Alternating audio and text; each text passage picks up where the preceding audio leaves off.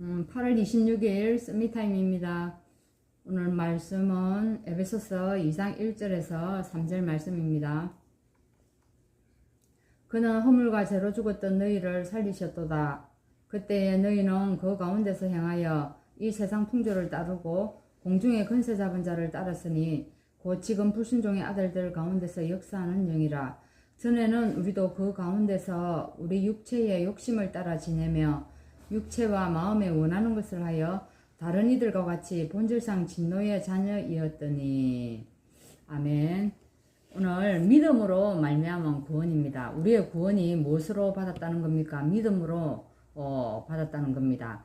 자, 우리가 하나님의 자녀로 살아온 시간들이 정말 많아졌죠, 그죠? 우리가 믿은 지 신앙생활 한 지 많이 오래됐습니다.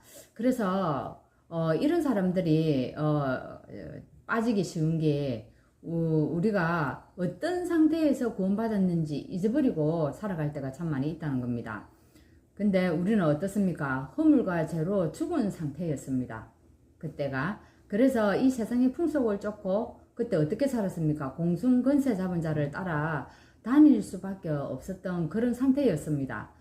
그런 저주 속에서 빠져나오기 위해서 지금도 어떻습니까? 미신과 또한 미신을 섬기고 우상도 섬기고 또 무당도 불러가지고 굿하는 그런 저 같은 경우에는 부모님을 보면서 자랐습니다.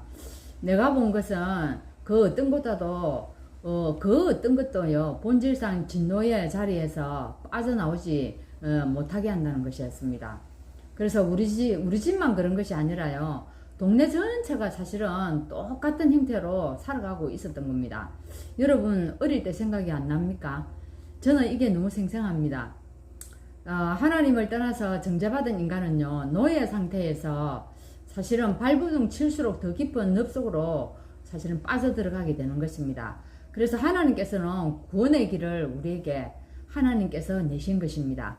하나님 자신이 어쨌습니까? 그리스도로 오셔서 십자가에서 죽으심으로 우리에게 구원의 은총을 베푸는 것입니다. 영적으로 사실 우리는 완전히 죽어 있었습니다. 그렇죠?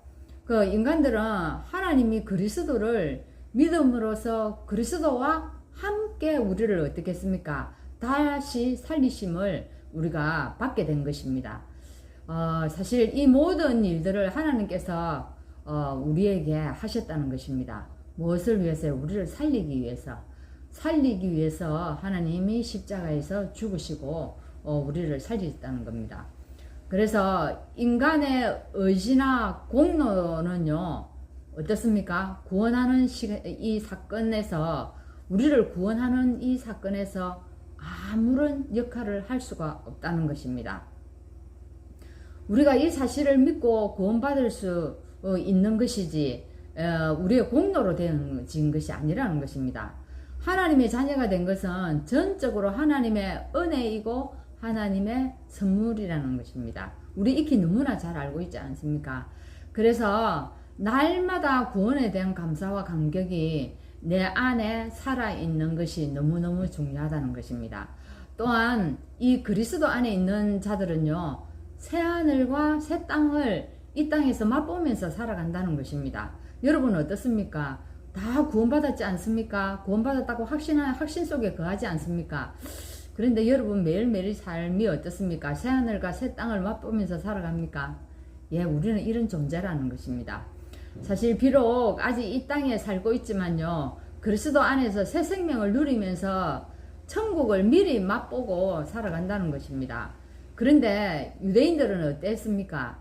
유대인들은 이방인들은 할례를 안 받았다는 것입니다. 그걸 두고 무할례당이라고 얘기했죠. 그래서 하나님께 너희들은 버림받았다는 겁니다. 근데 자신들은 어땠습니까? 자신들은 하나님의 백성이라고 아주 뻔스럽게 얘기했습니다. 뭐 때문에? 우리는 할례를 받았기 때문에. 그렇게 생각했다는 겁니다. 근데 사실은 진정한 의미의 할례는 어떤 것입니까? 외적인 것이 아니라는 겁니다. 외적인 것이 아니고 뭐라고요? 마음의 할례가 중요하다는 겁니다. 그렇죠? 그죠? 마음이 너무 중요하죠. 그래서 할례를 자랑하는 유대인과 할례 받지 않는 이방인은 어떻게 살아야 했습니까? 서로 원수가 되어서 살 수밖에 없었습니다. 근데 이것이 서로가 원수가 돼가지고 높은 장벽을 쌓게 되어버린 겁니다. 그래서 이방인들은요, 선민의 축복으로부터 완전히 소외되었습니다. 아무도 하나님 앞에 나아갈 수 없었다는 것입니다. 근데 그리스도께서 어쨌습니까? 십자가에서 죽으심으로 인간과 인간 사이의 장벽도 완전히 허물어 버린 것입니다. 이것입니다. 근데 바리새인들, 유대인들은 여기에 사로잡혀 있었다는 겁니다. 그래서 14절에 어떻게 나와 있습니까? 그는 우리의 화평이신지라. 둘로 뭐와 뭐 둘 얘기합니까? 이방인과 유대인을 말합니다. 이 둘을 하나를 만들었다는 겁니다. 그래서 중간에 막힌 담을 완전히 허물었다는 겁니다. 그리스도가 어디에서요? 십자가에서 이렇게 하셨다는 겁니다. 사실 우리들이 도저히 구원받을 수 없는 우리도 그죠? 그런 이방인이었습니다. 근데 우리가 어떻습니까? 이 자리에 와 있습니다. 어떤 자리? 구원의 축복을 누리는 자리에 와 있다는 겁니다. 우리에게 하나님의 은혜가 더 크다는 것입니다. 그래서 본질상 진노 속에 있던 이 과거를 우리가 생각하면요, 어떻습니까? 여러분은 어떻습니까? 저는 아찔합니다. 그 속으로 다시 돌아가라면 끔찍합니다. 자, 구원받은 사실을 생각하면요, 그 은혜를 이 땅의 것으로는 우리가 표현할 수가 없을 정도입니다. 그래서 이제 하나님의 사랑을 생각하면요, 내가 할 수 있는 이 한 가지는 무엇입니까? 이 비밀을 세상에 전하는 것입니다. 지금도 우상 앞에서 빌면서 답을 갈구하는 자들이 너무너무 많습니다. 그렇죠, 그죠? 이사야에서는 뭐라고 말씀하십니까? 이런 자들의 눈을 밝혀 주시옵소서. 그래요? 어떤 자들, 지금도 우상 앞에서 빌면서 답을 막 구하고 있는 이런 자들에게 하나님 눈을 밝혀 주옵소서. 이사야가 이렇게 기도하는 겁니다. 그리고 갇힌 자를 감옥에서 이끌어내어 주옵소서.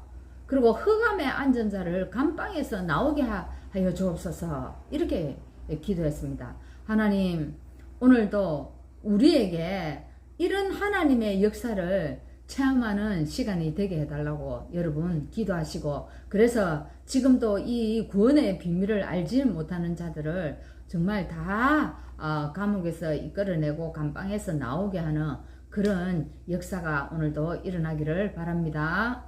기도하겠습니다. 하나님 감사합니다.